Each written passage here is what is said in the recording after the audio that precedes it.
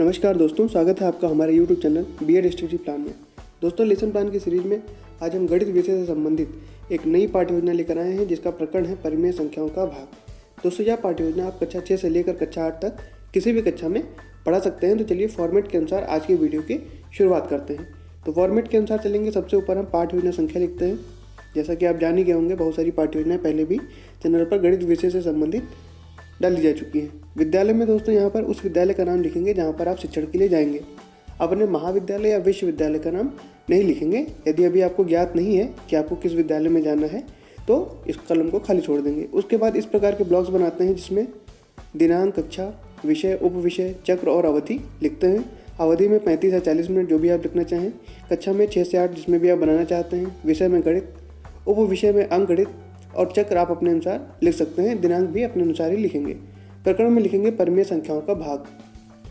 इसके बाद दोस्तों हम सामान्य उद्देश्य लिखते हैं। तो सामान्य उद्देश्य जो कि मूलतः सभी पाठ्य योजनाओं में गणित विषय की कॉमन ही लिखे जाते हैं। तो इसमें जैसे कि आप देख पा रहे होंगे, पहला है छात्रों का मानसिक एवं बौद्धिक विकास करना। दूसरा है छात्रों में गणित के प्रति रुचि उत्पन्न करना। चौथा है इसमें छात्रों में सत्य एवं असत्य का निर्णय करने की योग्यता का विकास करना। पांचवा है छात्रों में चिंतन करने, तर्क करने और निर्णय लेने की शक्तियों का विकास करना। छठा है छात्रों में कठिन परिश्रम करने की आदत डालना। और सातवां है छात्रों को स्वावलंबी बनाना। तो ये हो जाएंगे सामान्य उद्देश्य, जो कि गणित की लगभग सभी पाठ्य योजनाओं में आप किसी भी कक्षा में बनाना चाहें तो यही सामान्य उद्देश्य जो है वो लिखे जाते हैं। अब यदि आप फाइल बना रहे हैं, 5-6 पाठ्य योजनाएं अपने गणित की बना ली हैं, तो आप सामान्य उद्देश्य के आगे पूर्वत लिखकर सीधे विशिष्ट उद्देश्य से प्रारंभ कर सकते हैं। आप लिखना चाहें तो लिख भी सकते हैं, क्योंकि जो पाठ्य योजना होती है ये एग्ज़ाम में भी आती है, तो आप वहाँ पर आपको बनानी होगी। तो अगर आप लिखते रहेंगे तो ये आपको बाद में याद नहीं करने पड़ेंगे। एग्ज़ाम के समय में आपको आसानी रहेगी।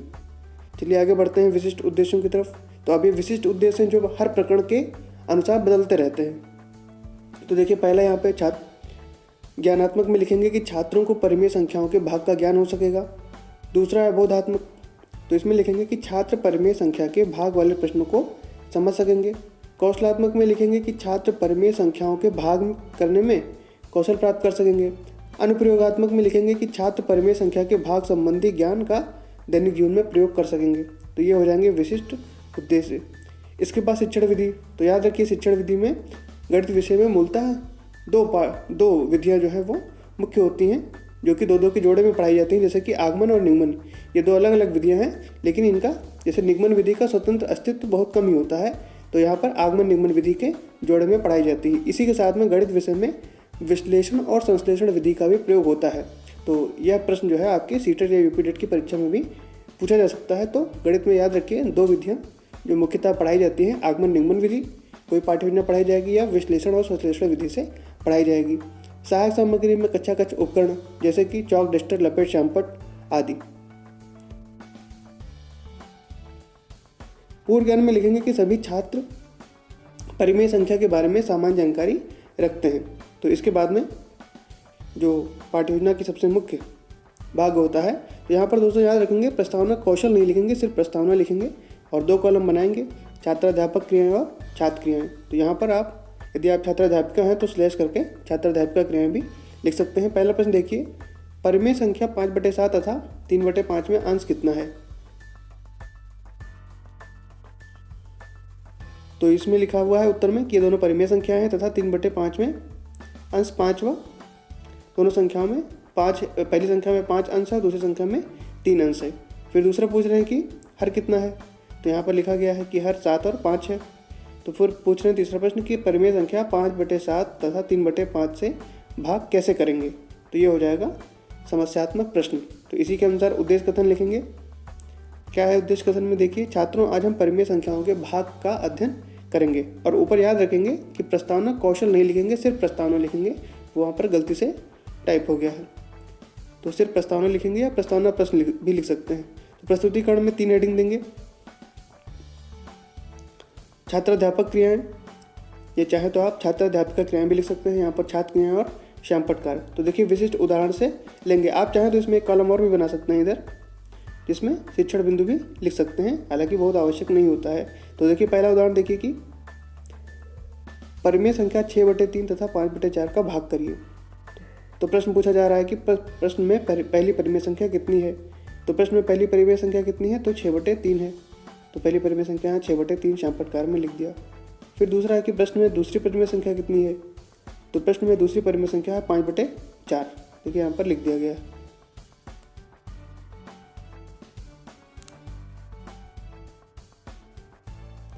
तीसरा देखिए कि पहली संख्या को दूसरी संख्या से भाग कैसे करेंगे, तो ये हो जाएगा समस्यात्मक प्रश्न। तो यहाँ पर उसका स्पष्टीकरण देंगे। तो यहाँ पर छात्राध्यापक कथन या छात्राध्यापिका कथन लिखकर स्पष्टीकरण में लिखेंगे कि दो परिमेय संख्याओं का भागफल ज्ञात करने के लिए पहली संख्या के अंश का दूसरी संख्या के हर में गुणा तथा दूसरी संख्या के अंश का पहली संख्या के हर में गुणा करते हैं, और इसके बारे में यहाँ पर लिखेंगे। तो जो यहाँ पर छात्राध्यापक कथन में जब इस प्रकार से बताया जाएगा उसके बाद यहाँ पर नियमीकरण किया जाएगा। तो देखिए यहाँ लिखा गया है दो परिमेय संख्याओं के भागफल का सूत्र क्या होगा। तो देखिए यहाँ पर लिखा गया है पहली संख्या का अंश गुणे दूसरी संख्या का हर, और बटे में क्या हो जाएगा पहली संख्या का हर गुणे दूसरी संख्या का अंश। तो इसी प्रकार से अब एक चर संख्या लेकर p/q तथा r/s, तो अर्थात दो परिमेय संख्याएं हैं p/q और r/s, तो उनका भागफल क्या हो जाएगा, तो पहली संख्या का अंश गुणे दूसरी संख्या का हर। तो पहली संख्या का अंश क्या है p है, दूसरी संख्या का हर है s, तो क्या हो जाएगा यहाँ पर p गुणे s, और बटे में क्या हो जाएगा पहली संख्या का हर गुणे दूसरी संख्या का अंश। तो पहली संख्या का हर है q और दूसरी संख्या का अंश है r, तो q गुणे r हो जाएगा। तो यहाँ पर नियमीकरण कर लिया। अब ये होगी आगमन विधि। अब शुरू करेंगे यहाँ से निगमन विधि में। तो यहाँ पर भी देखिए निगमन लिखा हुआ है छात्राध्यापक क्रिया। आप अपने अनुसार यहाँ छात्राध्यापक क्रिया भी लिख सकते हैं, छात्र क्रिया और श्यामपटकार। तो देखिए परिमेय संख्या 4/11 और 5/7 से भाग करो तो और भागफल ज्ञात करो। तो देखिए भागफल ज्ञात करने के लिए परिमेय संख्या 4/11 के अंश में 5/7 के हर से गुणा तथा 4/11 के हर में 5/7 के अंश से गुणा करेंगे। देखिए यहाँ पर इस प्रकार से लिखा गया है और उत्तर प्राप्त किया गया है। इसके बाद देखिए यहाँ पर कक्षा कार्य है। तो गणित में कक्षा कार्य दिया जाता है और अन्य विषयों में तो वहाँ पर श्यामपट सारांश यानी कि प्रश्न लिखाए जाते हैं। तो पहला देखिए यहाँ पर कि परिमेय संख्या 6/13 को संख्या 3/16 से भाग करिए। तो ये कक्षा में दिया जाएगा, जिसमें कक्षा में विद्यार्थी इसको हल करेंगे। और दूसरा है कि 3/8 भागे 4/13 को सरल करिए। तो ये दो प्रश्न कक्षा में दिए जाएंगे और इनमें कक्षा में हल करने के लिए कहा जाएगा। फिर निरीक्षण कार्य में लिखेंगे कि यहाँ पर देखिए श्यामपट सारांश लिखा गया है, तो इसकी जगह पर आप कक्षा कार्य लिख लेंगे। बस इतना ही अंतर करना है।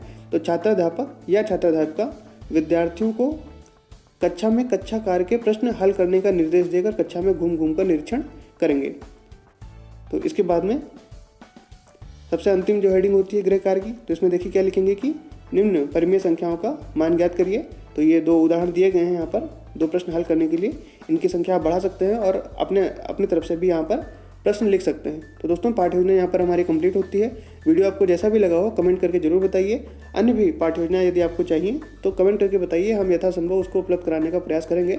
आप लोगों से शिकायत रहती है कि आप लोग वीडियो देखते हैं लेकिन लाइक नहीं करते हैं, तो अनुरोध है आपसे वीडियो को लाइक भी करें और चैनल को सब्सक्राइब भी जरूर करें। पूरा वीडियो देखने के लिए बहुत बहुत आभार।